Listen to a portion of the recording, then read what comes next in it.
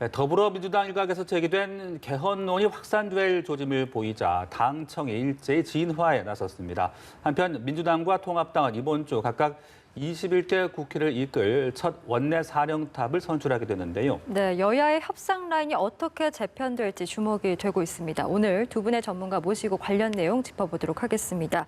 김형주 전 통합민주당 의원 그리고 박민식 전 국회의원 모셨습니다. 어서 오시죠. 네, 안녕하세요. 안녕하십니까? 안녕하세요. 네, 20대 국회 마지막 본회의 얘기부터 좀 해보겠습니다. 이 8일에 열릴 것이냐, 지금 이게 신경전을 여야가 벌이고 있는데 국민 개헌 발안제가 또 쟁점이 되다 보니까 통합당이 지금 본회의를 열지 않겠다 지금 이런 입장인 것 같은데 상황 어떻게 보고 계십니까? 사실은 이제 국회가 이제 마무리되는 국회인데 아직도 말하자면 그 5천 건에 발의된 말하자면 그 부분들이 본회의를 기다리고 있다라는 측면이고 네네. 오직 하나 말하자면 발안제 자체만 가지고 국회를 앉는다 이런 것은 사실은 큰 명분이 없다고 보여집니다. 이제 그것은 여야가 합의해서 그 부분은 처리하지 않더라도 다른 입법 과제들은 처리하는 것이 맞다라고 보여지고요. 또 네네. 국민 발안제라고 하는 것도 어떻게 보면은 여야가 함께 구성했던 법안이거든. 사실은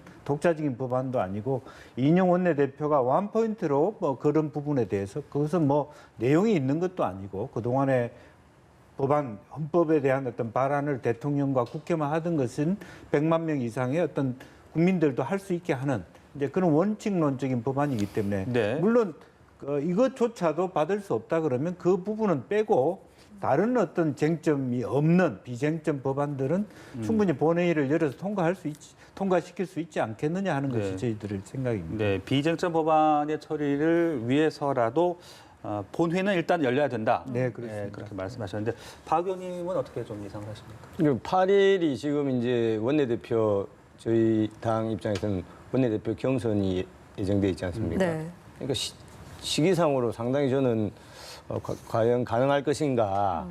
근데 이제 그런 걱정도 있고 더 중요한 것은 개헌 지금 이제 국민 발안제라고 하는데 헌법을 바꾼다는 뜻 아니겠습니까? 근데 이 헌법이란 것은 우리 대한민국의 근본 규범입니다. 그래서 물론 개헌 문제는 87년 체제가 지금 30년 이상 지속되었기 때문에 이 개헌 문제가 나오는 것은 맞지만 이제 20대 국회가 시체말로 종치는 마당에 네.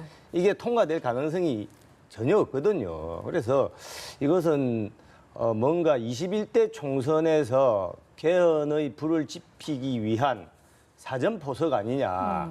그러니까 이렇게 정략적으로 개헌 문제를 제기하면은 국민들의 그런 공감대 없이 추진하게 되기 때문에 실패할 수밖에 없다. 그래서 최소한 개헌 문제는 무거운 그런 책임감을 가지고 임해야 된다. 이런 생각합니다. 네. 네, 일단 청와대랑 민주당 지도부에서는 개헌을 전혀 검토하고 있지 않다라고 해명을 했음에도 불구하고 이 개헌론이 다시 주목을 받고 있는데 이인영 원내대표도 개헌 논란으로 국력을 소진할 필요는 없다 이렇게 좀 선을 걷거든요. 좀 네. 이렇게 빠르게 수습을 하는 원인에 아무래도 대해서 뭐라고 예천 보세요? 대표께서도 지금 이제 코로나19로 여러 가지 국민들이 어렵고 경제적으로 어려운데 개헌 논의가 되면 블랙홀처럼 거기에 다 빠져들어가는 것은 우리가 원하는 것이 아니다라는 측면이고 다만 그동안에 이제 20대 국회에서 그런 안이 논의되었고 수기되었기 때문에 마무리 짓고 가자라고 하는 측면이고 기본적으로 이제 스위스와 같은 유럽에서는 이제 직접 민주주의 제도를 일정 정도 이렇게 받아들인 차원에서 국민도 개헌 발의할 수 있다. 개헌을 통과시키는 국민이 하는 게 아니고 어차피 그거는 국회에서 할 일이지만 개헌 발안 자체는 국민에게 줄 수 있지 않느냐 하는 것이었고 그조차도 그걸 진지하게 그게 모든 것을 올인하자는 논의는 아니다라고 보여집니다. 이제 그런 의미에서 이제 실제로 오히려 쟁론이 되는 것은 100만인이라고 하는 숫자가 너무 가볍다. 그런 지적은 사실은 무겁게 받을 필요가 있어요.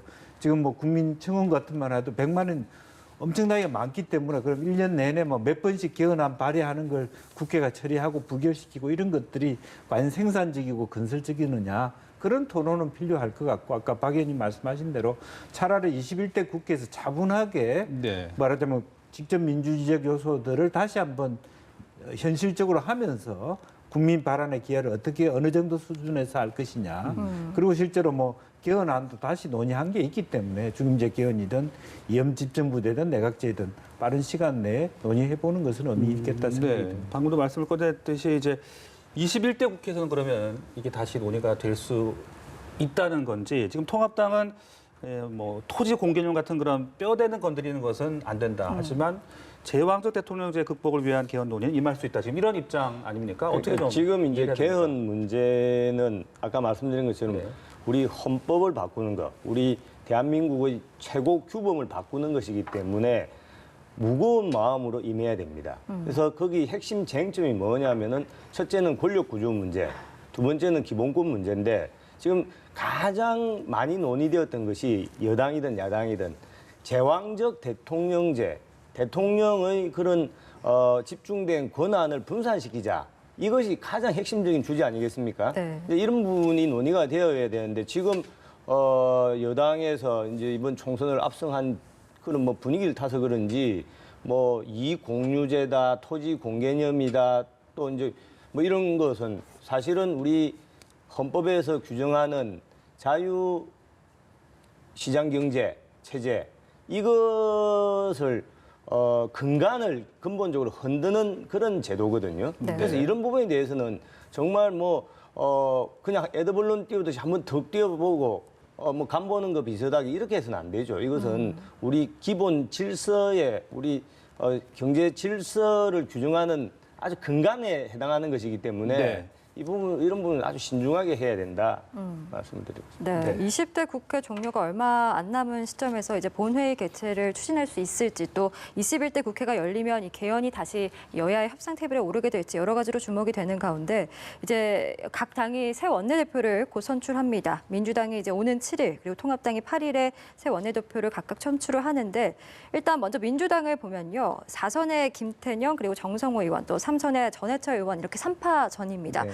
이번 경쟁의 좀 최대 변수는 뭐라고 보십니까? 이제 아무래도 이제 초선 의원의 비중이 커졌고요. 네. 이제 그리고 사실은 한편으로 보면 개파색이 굉장히 옅어졌습니다. 그렇기 때문에 상당히 그게 가늠하기가 더 어려웠습니다. 옛날에는 개파 중심으로 해서 어느 개가 어떻게 되면 되는데 실제로 김태년 의원이나 전해철 의원은 거의 같은 개파라고 볼 수 있지 않겠습니까? 네. 이제 그렇기 때문에 개인적으로 뭐 김태년 의원 같은 경우는 정책위원장을 했다는 의미로 좀 더 정책적인 일하는 말하자면 원내를 만들겠다. 전해철 의원은 당정청이라고 하는 말하자면 문 대통령과 노 대통령 시절에 했었던 연관점 이제 그런 것을 가지고 어쨌든 또 정성호는 나름대로 어떤 비주류로서의 사실 어떻게 보면 반사 이득을 얻을 수 있는 그런 안정된 어떤 말하자면 중량감 있는 정치인인 건 맞거든요. 이제 그래서 오히려 이제 실질적으로 보면 우리는 잘 모르겠지만 네. 이제 원내대표에 나가고자 했던 사람들이 이미 지난 총선에 얼마나 이번 당선자들과의 호흡을 맞추면서 지원 유세를 많이 다녔느냐 이런 것이 아마 계산이 될 수밖에 없기 때문에 네. 지금도 아까 언론에 나왔습니다만 미리 자리 말하자면 장사하지 않겠다는 차원에 있기 때문에 실제로 우리가 가늠하기가 더욱더 어려워졌다. 색깔도 없고 그렇기 때문에 초선들이 무엇을 중심으로 말하자면 어떤 그 앞으로의 원내의 구성을 꿈꾸느냐라는 것이 굉장히 중요해졌다 봐야 될 것 같습니다. 네, 이런 가운데 그 유력한 차기 대권 주자이자 또 당권 도전 가능성이 있는 이낙연 전 상임선대위원장의 마음이 네. 어디로 향할지도 관심이거든요. 사실은 이낙연 선대위원장이 마음이 어디로 가면 안 되죠. 오히려 더 손해입니다. 되는 사람하고 같이 손잡는 게 훨씬 네. 우울하고요. 또 실제적으로 아직도 이낙연 총리는 본인 스스로도 그런 언급을 한 적이 있습니다만 당내 기반이 별로 없어요. 그러니까 없는 상태에서 자기 기반을 소수 가지고 누구와 손잡아 가지고는 되는 사람의 표는 3분의 1밖에 안 되는 거 아니겠습니까? 네. 나머지를 잃을 수 있기 때문에 대선 후보가 본인만 있는 것이 아니고 차기 잠재적인 후보들이 많이 있기 때문에 오히려 거리를 두고 중립을 지킨다. 예, 중립을 지키고 네. 된 사람과 같이 일을 하는 그런 것이 더 낫지 않을까 생각이 네, 듭니다. 알겠습니다. 민주당 얘기해봤는데 미래통합당도 지금 원내대표를 선출을 해야 되는데 네. 김태현 의원이 오늘 출마 선언을 했어요. 개척자가 필요하다라고 얘기를 했는데 어떻게 들으셨습니까? 뭐 지금 뭐 저희 당은 그 집안으로 뭐 비유를 하자면 네.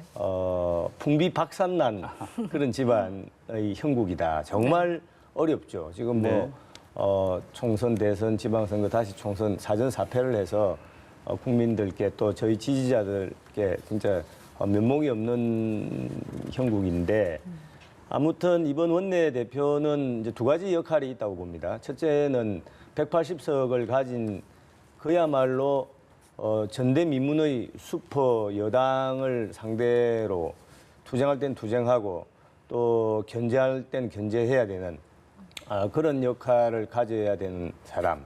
또 한편으로는 아까 말씀드린 풍비박산난 집안을 어떻게든 다시 일으켜야 되는 그런 두 가지 이 역할을 이제 수행을 해야 되는데 네. 첫째 번의 대여 투쟁력이나 협상력은 아무래도 경륜이 있는 분이 낫겠죠. 네. 두 번째 다시 집안을 이렇게 세우는 그런 부분에서는 아무래도 뉴페이스가 낫지 않냐. 그런 두 가지 상충하는 지점에 고민이 있는 것이죠. 그래서 아까 뭐 개척자의 길을 가겠다.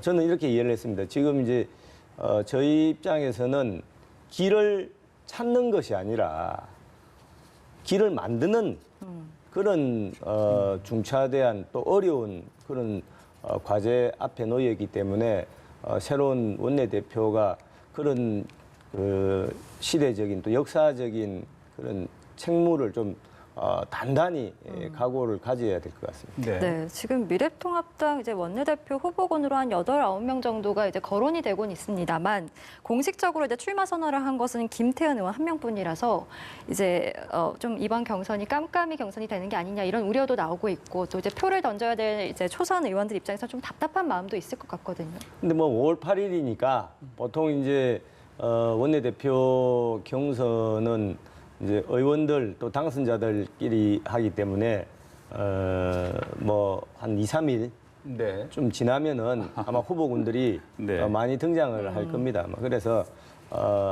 뭐 제 생각으로는 그 두 가지 역할, 집안을 다시 이렇게 세우고 또 슈퍼 여당을 상대로 제대로 견제하고 또 투쟁할 수 있는 그런 유능함을 갖춘 분이면 좋겠다. 네, 알겠습니다. 이렇게 양당의 새 원내대표가 이제 곧 선출이 될 텐데 선출이 되자마자 뭐 과제들이 또 적지가 않습니다. 그렇습니다. 3차 추경안도 그렇고 원 구성 협상도 그렇고 어떻게 좀 전망을 해볼 수 있겠습니까? 아무래도 이제 여당 입장에서는 사실 어떻게 보면은 상당히 많은 이제 힘을 갖게 됐는데 그래도 국민 입장에서는 협치를 하기를 바랄 거예요. 그래서 어느 정도 원 구성에 있어서 야당 몫을 줄 것이냐, 특히 어느 상임위를 줄 것이냐, 법사위나 예결위원장을 줄 수 있을 것이냐. 근데 이제 문광희 같은 건 주겠죠. 여러 가지 이제 기본적인 줄 수는 있지만 핵심적인 상임위 구성 어떻게 할 거냐 하는 부분에 대해서 이제 많은 생각이 있을 거라고 보여지고 아무래도 그럼에도 불구하고 어쨌든 기본적인 협치라고 하는 관점에서 지금 현재 누가 될지는 모르겠습니다만은 김태년 의원, 전해철 의원, 정성훈 세 사람 다 강성파가 아니에요. 굉장히 합리적인 파이기 때문에 상당히 실용주의적인 입장에서 말하자면 야당과 교섭할 수 있을 거라고 보여지고요. 또 3차 추경, 뭐 2차 추경도 마찬가지입니다만 네. 여러 가지 논의가 제일 급하게 진행되는 게 경제 문제이기 때문에 네. 여러 가지 경제 문제 부분을 극복할 수 있는 합의를 이룰 수 있는 야당의 의견들을 최대한 실용적으로 받아들일 수 있는 체제가 중요할 것 같고 또 장기적으로 보면 사실은 아까 개헌에 대한 논의가 여러 가지 뭐 중요하기 때문에 논의가 어렵습니다만은 그래도 우리나라 헌법이 87년 헌법입니다. 이미 23년이나 지났기 때문에 시대의 흐름이라든지 새롭게 말하자면 헌법을 개정해야 될 요소는 충분히 차고 넘친다고 봅니다. 그것을 차분하게 하나하나 말하자면 급하게 가서 뭐 누구 몇 가지 부분만 가져가는 것이 아니라 그런 어떤 전략을 가졌으면 좋겠다는 생각이 네, 듭니다. 협치를 하는 모습을 좀 기대를 해보도록 하겠고요. 네네. 그리고 저희가 김정은 국무위원장 이야기도 좀 해보겠습니다. 20일 만에 모습을 드러냈는데 건강 이상설, 뭐 사망설 이런 것들을 주장했던 태구민 지상호 이제 당선인에 대해서 좀 비판 여론이 커지고 있습니다. 어떻게 보면 좀 신뢰도에 타격을 입었을 텐데 그럼에도 불구하고 계속해서 의혹을 제기하고 있거든요. 좀 어떻게 계십니까? 뭐 저는 개인적으로는 상당히 아쉽게 생각을 합니다.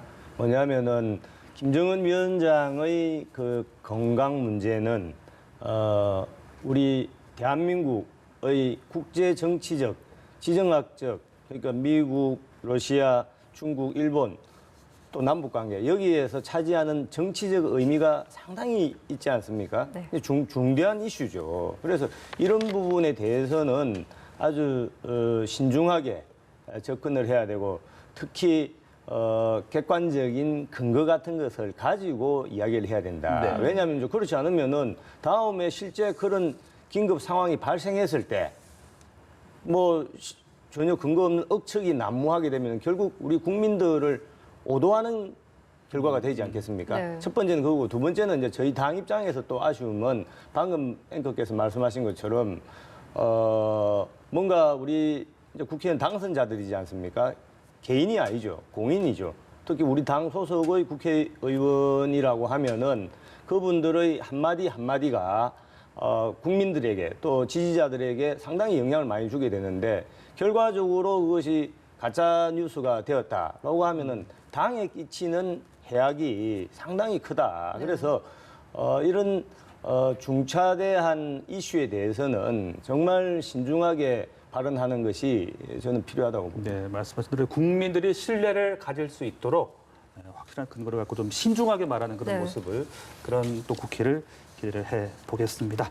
네, 지금까지 여러 가지 전국 상황 김형주 전 통합민주당 의원 그리고 박민식 전 의원 두 분과 함께 나눠봤습니다. 말씀 고맙습니다. 고맙습니다.